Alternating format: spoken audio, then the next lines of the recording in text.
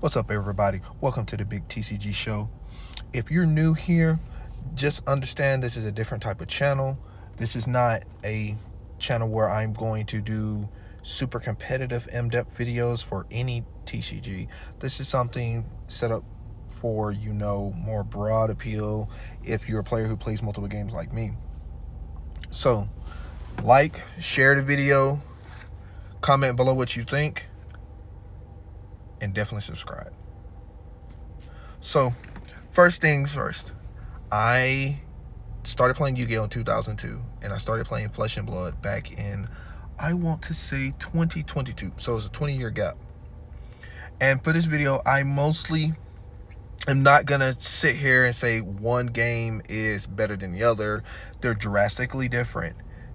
This video is more basically going to let you know how the companies run their game and treat their player base. And it's drastically different. So different as if you ever been in a relationship and you went from an abusive relationship to a great relationship. There's no other way I can describe it. So for instance, I learned that not every company runs their game the same. I learned that when Upper Deck lost Yu-Gi-Oh! Due to their snafu with their hand in the cookie jar to Konami. And, at that time, everyone thought Yu-Gi-Oh! Was going to die. The game is over. So, I decided, well, let me try Magic for a little bit, Started drafting a little bit more instead of just, playing casually or whatever. And I noticed how Wizards of the Coast treated their player base. And I'm like, oh, this is nice. Fast forward to 2 decades later. The way Legendary Story Studios runs Flesh and Blood is one of the main reasons I decided when I was going to play a trading card game competitive again. I was like, you know what? Let me go with them. Because at the time, I was going to do Battle Spirit Saga because I had like 20 tops the first go around. And this time, I was like, well, let me just try another game, So I had 3 games I was dealing with. And then I realized, Battle Spirit's not doing good. I think Battle.net's going to drop it. So I focused more on Flesh and Blood, and I'm kind of happy I did. I know my wallet is. Definitely, my wallet is extremely happy because that collection tends to go up. So that leads me to my first point, reprints. Konami has a very liberal reprinting strategy where, when the new card comes out, it's very expensive. But, when their Mega 10s come out, it's going to get reprinted, and then the price is going to drop very drastically. LSS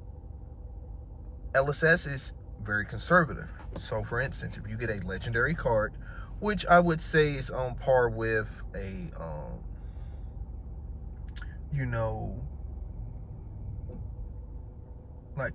I would say a Starlight Rare. They're very hard to pull, and they're very valuable. The difference is they hold their value. The reason they hold their value is, unlike Konami, LSS, when it comes to foils, when a card is going to be reprinted with the same artwork, it's not going to be reprinted in foil. So if you have the foil, it retains some of its value, even if it's maybe like $3 higher than a regular, which is great. So when they finally do reprint a card, and both companies rarity bump, let me just say that, your card will go down in value, but it's not going to go down so much. For instance, this card called Command & Conquer. Command & Conquer was at $100. I ended up getting my 3. And when Command & Conquer got its reprint, the original version dropped 30%. So it dropped down to 70. This was good for newer players. For older players, they were a little upset. But at the same time, it wasn't, oh my gosh, I lost my money. This is terrible. What happened was people who liked the new artwork were swapping over their old ones to get to the new ones. And I took full-blown advantage of that. So I traded my extra version for another card that I wanted. And even though I had my playset already, it eventually went back up to $90 at the time of making this video. So it's very nice how when I decide to invest in a card, it can hold its value or go up. I know a lot of people are tired of, you spending money on an expensive card and then it just drops down to nothing. I feel bad for collectors. Anyway, one of the other things that I really liked when I started playing Flesh and Blood is open communication from the company. And as a Yu-Gi-Oh player, that never, ever happened. Konami is buy our stuff and shut up. That's basically their attitude.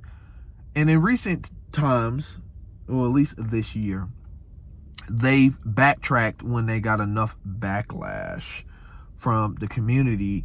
And, I just think it's just the Western side of things. I think it's they have to do everything that Japan wants them to do. And realistically, it's holding the entire game back. It really is.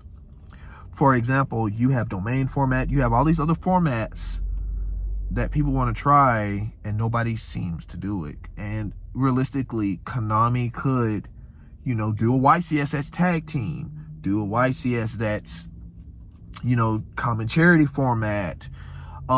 Yes, people, I understand you got the side events, but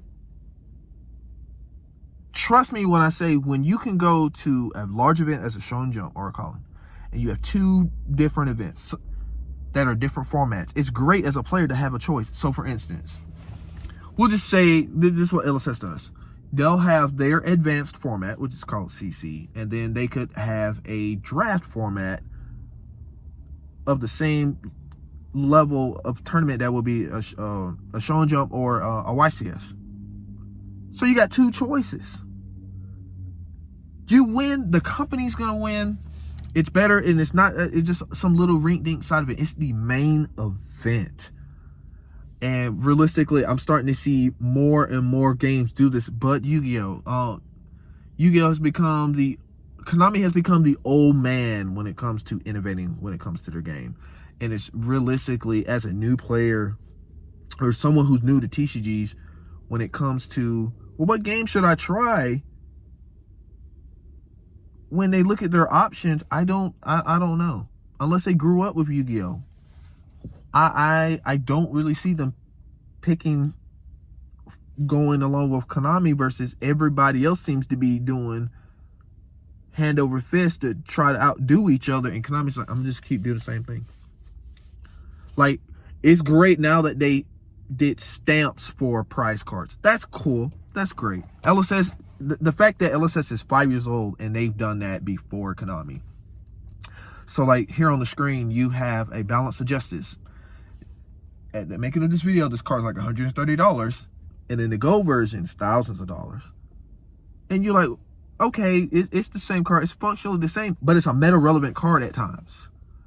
And if you win, you have a high value card that somebody could potentially buy. Does that mean someone is going to buy it? No. But looking at the community, there have been people who've been buying the gold foils.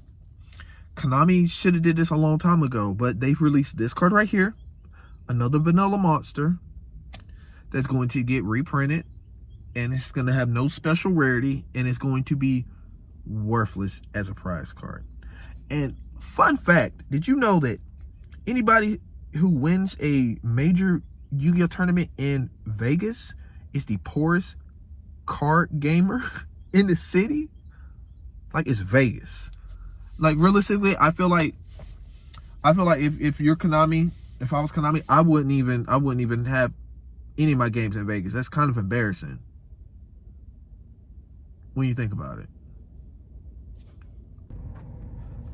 So realistically, when you compare the tournament structures that Konami and Legendary Story Studios provide, I'm gonna call them LESS. I know a lot of people say LSS, but really with their initials, Legendary, LESS, I'm gonna just call them LESS. So, both have store championships, both have locals, both have regional like events. The difference is between regionals, since Flesh and Blood is still a smaller game, they can also be held at your regionals and a judge shows up and more people from the outside of your area will come to compete. But it's also in Flesh and Blood is broken up into different seasons, and it's one season can have a different format than the other one, and that's one of the huge things. LSS promotes almost all their formats. The only one that they truly don't really promote is Commoner. You know, that's just something for, you know, if you're just getting into the game to get your feet wet. It won't cost you a whole lot of anything, but they're doing something about having a cheaper format. So mostly it's just, you know, the equivalents to traditional format, advanced format being promoted. And then they have another format called Blitz, which is a 40 card deck. So as a Yu-Gi-Oh player, that's what really captured me into Flesh and Blood, because I'm used to a 40 card deck. I do play Magic, but I did not play this much, so 60 cards was always big for me. But anyway, I feel like Konami's never going to step their game up. They've already shown that. We just got to get over it. One of the main differences that if you're quitting Yu-Gi-Oh and you're going to try Flesh and Blood, you cannot just net deck and top deck a win. And there's fundamental reasons why. One is, in this game, you usually see every card in your deck, because one, you draw at the end of your turn, not at the beginning, and you draw your hero's intellect, which all heroes except one that's coming out at the time of this video being made, all of them, you draw 4 cards at the end of your turn. So when you start, whoever goes first, they get to attack first, and then you can block to defend your life points. And then when it's the start of your turn, you draw up to 4 as the second player. So the whole go first, go second mentality when it comes to deck building goes completely out the window. You have to build your deck to go first or to go second, like how it used to be in Yu-Gi-Oh. A lot of the newer players will have to get over that additional hurdle. Second, you can spam in Flesh and Blood. I spammed with a ninja hero, and I drew, I want to say, a total of 5 extra cards. So my entire turn, I drew 9 cards total, which is pretty good. A lot of your skills will not translate over, so it's like getting a fresh feel. So if you're tired of playing Yu-Gi-Oh, or you don't like the meta and you want to play something different, if you try Flesh and Blood, it'll do it for you. It's like if you eat ice cream all the time and then you swap over and you want to eat cotton candy. They're both great. They both taste really amazing, but they're different.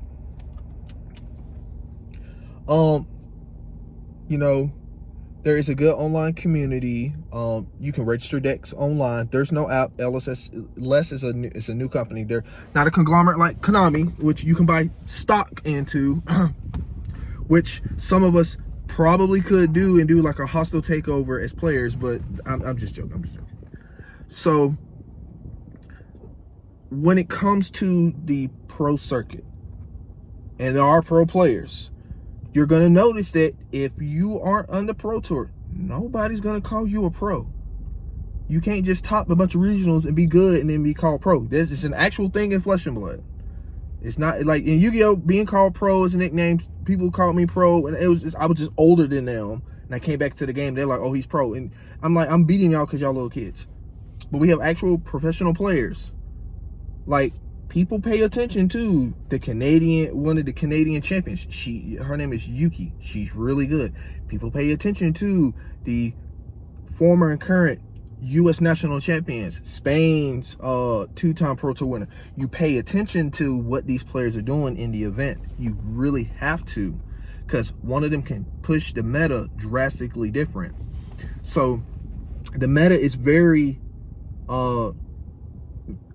it's very fluid in how often it shifts. So it is an eternal game. So the only thing that rotates out is your hero. You can look that up later. I'm not going to go into that for this video. So that being said, older cards, like you got older cards that are cheap now could explode in value later on. It just depends on what comes out. So it's more of a skill-based game. It's not luck-based. I mean, there is some luck in it when you draw extra card. You might need the quote-unquote top deck something to win. But realistically, if somebody gets you down to 1, 99% of the time, you are not pulling that off if they're not also at 1. If they're like at 20 plus and you're at 1 life, you're not spamming your way out of a loss. It's just not gonna happen. One of the main differences is mistakes in Flesh and Blood early on will can snowball out of control and cause you to lose a game earlier. I lost a game because I did one action the 3rd turn, and then I realized 10 turns later, and I know people who watching Flesh and Blood, 10 turns later, yeah, that's how long the game was. 10 turns later, that was the reason I had lost, because I'm like, I'm cycling through my deck again. I should have kept that card. I shouldn't just wasted it and be like, oh, it doesn't really matter. So that's one of the good things. Unlike Konami, Les wants to make sure that you can play your cards. So for instance, there's a dragon hero called Dromine. Post photo. Dromine rotated out and her weapon, but all the dragon cards are still around, but there's no dragon hero to use them. But the creator himself, unlike Yu-Gi-Oh, you don't hear from, well, rest in peace, but when he was alive, we didn't hear from the creator of Yu-Gi-Oh. But the creator in this game literally came out and said, we're bringing her back. As soon as he said that, I went to TCG Player. I bought all the dragon related stuff that I did not have, and I was like, I'm gonna go ahead and put it in my binder, and then I'm gonna wait for them to run LL events. So there's one that's coming up, and I'm like, I can play dragons in this one format. I don't like the meta, or I can't play my deck, I'm just gonna dip out for a long time. You don't have that issue in Flesh and Blood. That's one of the things I like. The culture is drastically different. The culture is not, from my personal opinion, it's not toxic. We had like don't get me wrong, you got toxic people in every community. You got cheaters in every trading card game. But what I noticed is when one player did something, I had an older video, you can watch that, how the community completely cracked down very quickly and the company did something about it. And I was like, okay, this is interesting. And the thing was, I actually had a few seconds worth of footage of one of the incidents people were talking about, but it's maybe like 10 seconds. It wouldn't have helped, and I don't want to dogpile on somebody that's, below 18. Anyway, so if you try this game, get used to a company basically coming out and saying, hey, yo, we fucked up when it came to this. If you put the time and effort into collecting cards, you don't have to worry about them dropping to 0. They're not going to reprint them to death. There's like 30 versions of Darkhold. LSS, Les is not going to do that. If you put in the time to get good, you will see the rewards. You will rise to the top. They want to reward you for playing the game. There is an online client. It's unofficial. The company notices it. And they're like, oh, okay, well, you're not making any money off of it. That's, they didn't really say that, but they know about it. They're just not going to say they know about it, but they realize that it's helped grow their game. And I personally think they should purchase that and hire that guy full time so they can have an official online client. And then if you really did need to make money from it, like just charge like a $2 monthly subscription or something. It's like, okay, I can play the digital version, but Flesh and Blood is about playing in your flesh and blood in person. But I still want you to do the online client thing at some point, because realistically, Master Duel's not going to kill Paper Yu-Gi-Oh. Konami is going to kill Paper Yu-Gi-Oh. The game is not run well at all. It's an old ship. It was great back in the day. It's like having a new car. You buy a car in 1990, it's great, and now the fact that it's in past 2020, that card is if it's still run good, but it's not it's not pristine anymore. You got to upgrade it. You got to do some new things. Get used to a community that's very helpful. You know, it's not, oh, I'm better than you, or oh my gosh, you're running around beating everybody in the different tournaments and stuff. Flesh and Blood is a competitive game, and realistically, you can tell by how James White conducts himself to where there was something going on where some people were kind of, in my opinion, low-key complaining that, you know, you have few people at the top running to every single tournament. And he's like, this is a competitive game. Now, mind you, they did change something to where if you win an event to qualify for a pro tour, you cannot enter in another one, which I understand, because you want more faces to have a chance, and you want this game to grow. And if you got like the top 12 players in the world crushing everybody from even getting in, it's not very healthy for the growth of your game. Now, realistically, I feel like they should allow them to continue to enter, but I feel like you should, you know, just be like, the invite passes down. You know, if you already won the first one and you got your invite, it passes down to the second one. But then again, we're talking about, you get prize cards at every level, minus the local level. So it's a lot of money that can be made in this game.